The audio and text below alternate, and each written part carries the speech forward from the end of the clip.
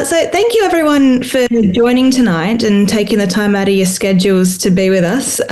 My name's Dr. Kim Omond. I'm a board director for GPRA, and I'll be presenting on GP training, registrar employment and the NTCR tonight. So firstly, acknowledging that we're on Indigenous land. So specifically myself, I'm on Kaurna country, which is Adelaide, so right down the bottom there for anyone who's not familiar with that, and acknowledging any Indigenous people who are attending tonight. Moving forward. So as I said, my name's Kim Omond. I'm an Adelaide-based GP, fellowed last year, board director with GPRA.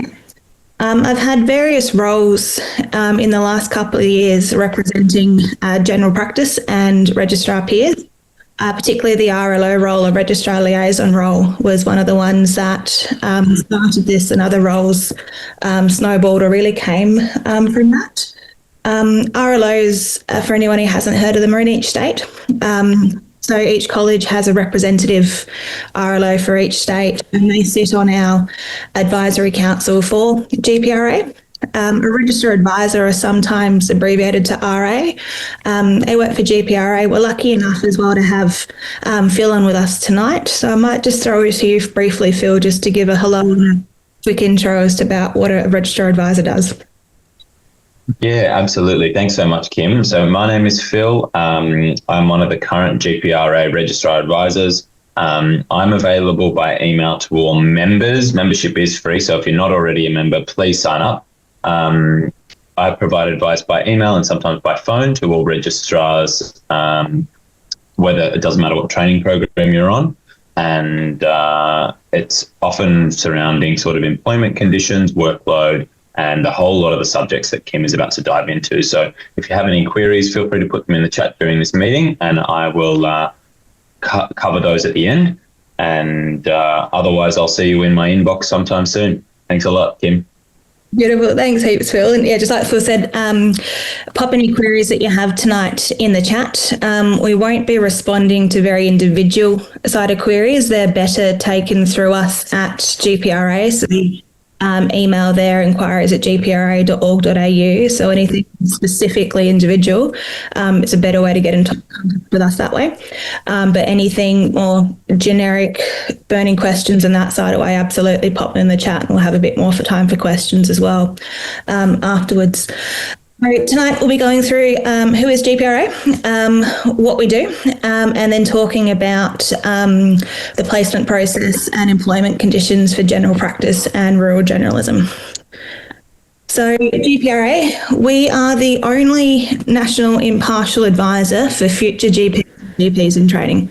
So we are college agnostic, so meaning we support both colleges. We don't preference either college. We're about all registrars training on whatever pathway to be specialist GPs in Australia. We do a lot of things. So we support our members firstly by negotiating the national terms and conditions for the employment of registrars. So that's the NTCR, which you'll hear more about tonight, and that sets the minimum, so keyword minimum terms for employment. Then we do a lot of advocacy in space for education, training, employment policy issues. So the employment space is really our key, and that's where general practice is a bit different, as some of you might have already experienced, compared to the hospital network, where you're employed by a bigger organisation like Queensland Health or SA Health. In general practice, while the colleges support the training and do an excellent job with delivering their training, the employment is through an individual GP clinic generally, and so there can be a bit of a different nuance with your contracts there, and that's where we really come in to support our registrars there. We have a lot of education events. Daniel Moore has done an excellent job with providing a lot of the excellent quality on our website as well from there. In addition to those side of things, there's a lot of other things that come with our membership. So there's various access to some AI scribes, which again, depending on whether you're training, you may be able to use them or not. Access to some other education events, both internally and externally through GPRA. And this is a QR code for our membership here to sign up. To get in contact with us, you need to be a member, but it's very easy to join, free to join if you're not sure. So some people may have joined up within med school, can't quite remember, just join again. We match that side of things up if there's ever a double record of someone. So just an overview of pathways, because there's a lot of acronyms and talk within this side of space. It is a bit complex, but just to give you a bit of an idea, a lot of training in Australia happens under the AGPT, which is the Australian General Practice Training Pathway. This is funded by the Commonwealth Government, and it's got pathways with the RACGP, ACRM, and the RVTS, which is the Remote Vocational Training Scheme. Some of you may have heard that. That's where registrars are in the same practice throughout the entirety of their training, and supervision is in a remote side of model, but very supportive. Then there's the Rural Generalist Training Scheme that will be consolidated under the AGPT from next year. A single employer model, that's where rather than being employed by the individual GP clinic, you're often employed by the local health network, not available everywhere. One of the examples in South Australia is the RACE program.